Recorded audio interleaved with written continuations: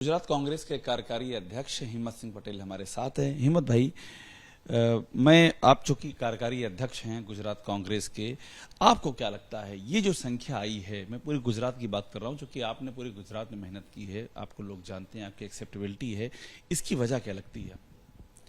देखिए, ये इलेक्शन पूरा गुजरात का प्रधानमंत्री नरेंद्र मोदी साहब जी लड़े।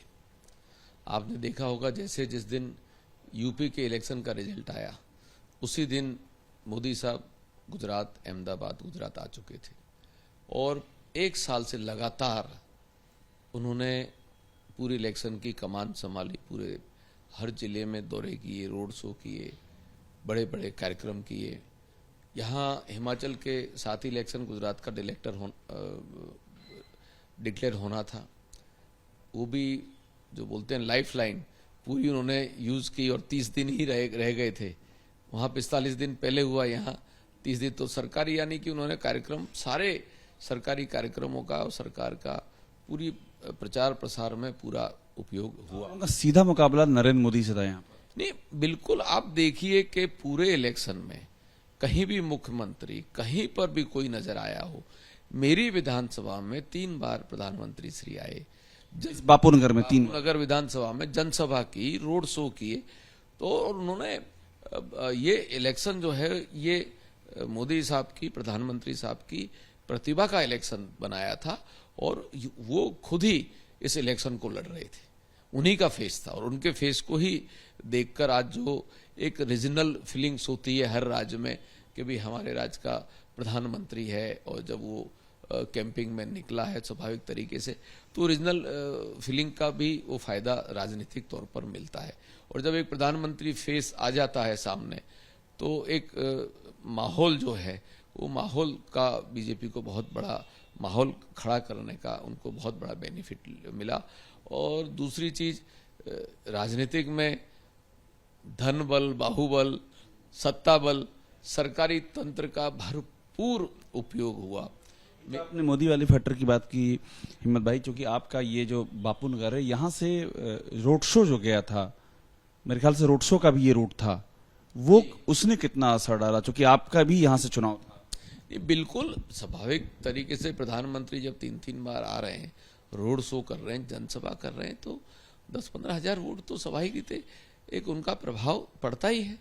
जब भी तो आते हैं, इतनी मेहनत करते हैं, इतना कार्यक्रम करते हैं। लेकिन मेरे यहाँ गुजरात में सबसे ज्यादा 29 इंडिपेंडेंट कैंडिडेट खड़े किए गए। क्रिमिनल रिकॉर्ड जो 302 के हत्या के आरोपी थे उन लोगों को खड़ा किया गया।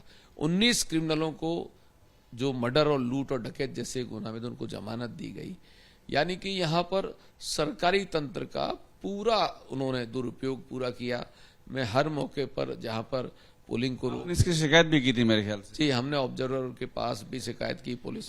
ये हिम्मत भाई कि आपको क्या लगता है, जिस तरह से नरेंद्र मोदी ने पूरे कमान संभाल रखी थी, क्या राहुल गांधी को भी संभालनी चाहिए थी इसी तरह से कमान कांग्रेस में? देखिए, कांग्रेस पार्टी की जो विचारधारा है, आइडियोलॉजी है, वो बहुत स्वतंत्र है। कांग्रेस पार्टी में हर व्यक्ति, जैसे आज मैं इस प्रदेश का कार्यकारी अध्यक्ष हूं, तो मुझे पूरा फ्रीडम है काम करने का और अपने संगठन को मजबूत करने का। तो कांग्रेस की आइडियोलॉजी शुरू से कोई लीडरशिप वाली बात पर निर्भर नहीं करती है।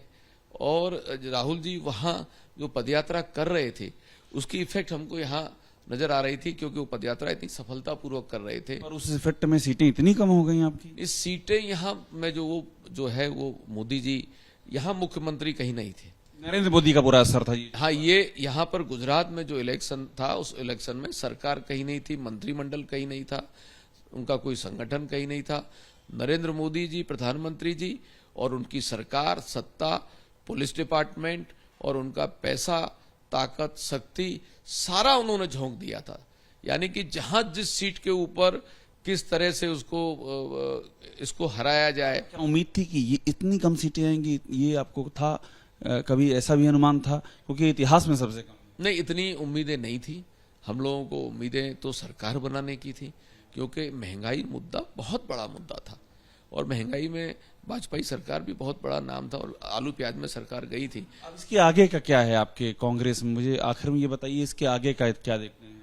आगे देखो, अब ये बड़ा विषय जो है, इस पर चर्चा काफी गंभीरता से होनी चाहिए और ये इतनी ज्यादा सफलता की भी कमियां थी कि नहीं? कांग्रेस की बात कर रहा हूं मैं, हिम्मत भाई, ऑनेस्टली बताइए कि कांग्रेस की भी कुछ कमियां थी। ठीक है, नरेंद्र मोदी का चुनाव था आपने कहा, लेकिन कुछ कांग्रेस की भी अपनी कमियां थी कि नहीं? देखिए, कमियां अगर हम ढूंढने जाएंगे, देखने जाएंगे, तो वो इस समय एक तरफ आंधी जब चलती है तो तिनके भी ऊपर आ जाते हैं, ये इतिहास गवाह है। हमारा जो गुजरात का जो नेटवर्क था, जो कैंडिडेट थे, जम के लड़े सबने। आपने देखा कोई कैंडिडेट ने, ये नरेंद्र मोदी वाली आंधी थी पूरी। ये मोदी जी साहब की आंधी थी और उस आंधी का व्यक्तिगत रूप से उन्होंने इस इलेक्शन की कमान संभाल ली और 1 साल से इसको गुजरात का इलेक्शन उन्होंने प्रतिष्ठा का इलेक्शन बना रखा था और मोदी साहब ही पूरे राज्य में हर जिले और हर ब्लॉक तक वो गए और उसके हिसाब से एक ये इतना ज्यादा जो सफलता उनको प्राप्त हुई। बाकी मुद्दा महंगाई का, बेकारी का, सारे भी मुद्दे हैं आप उठाएंगे इन 5 सालों तक? नहीं, बिल्कुल। देखो, सरकार ने कहीं पर भी इन मुद्दों की चर्चा नहीं की। कहीं ना कहीं उन्होंने जो धार्मिक भावनाओं को भी उकसाया है।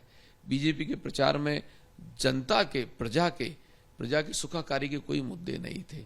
उन्होंने कहीं पर धार्मिक भावनाओं को भी उकसाने का काम किया है, पोलराइजेशन भी किया है। तो श्याम दाम दंड भेद जो नीतियां थी वो सारी अपनाई है उन्होंने। यहाँ पर एक अपना इलेक्शन, मतलब एक इस तरह से इलेक्शन लड़ाई के मरो या मारो, और वो इस लोकशाही और प्रजातंत्र के लिए मैं मानता हूं कि इतना ज्यादा ये उचित नहीं है। लोकतंत्र, प्रजातंत्र को लोगों पर छोड़ना चाहिए। प्रभाव डालने से सत्ता ले लो, आप सत्ता पर रहें, कोई फर्क नहीं पड़ता। आज मैं समाज की सेवा करता हूं, करता रहूंगा। मुझे समाज सेवा करने से तो कोई रोक नहीं सकता। लोगों के हक में, अधिकार में हमें काम करने से कोई रोक नहीं सकता। पूज्य महात्मा गांधी ने यही कहा था कि आप जनता की सेवा करिए, वो आप लोग आगे हम करते रहेंगे। शुक्रिया। तो हिम्मत सिंह पटेल हैं, अपनी बातें बताते हुए, और गुजरात कांग्रेस के कार्यकारी अध्यक्ष हैं। आगे का जो क्या विजन होगा उस पर भी और मुद्दों पर बात करते हुए। कैमरा वरुण के साथ अभिषेक उपाध्याय, एबीपी न्यूज, अहमदाबाद।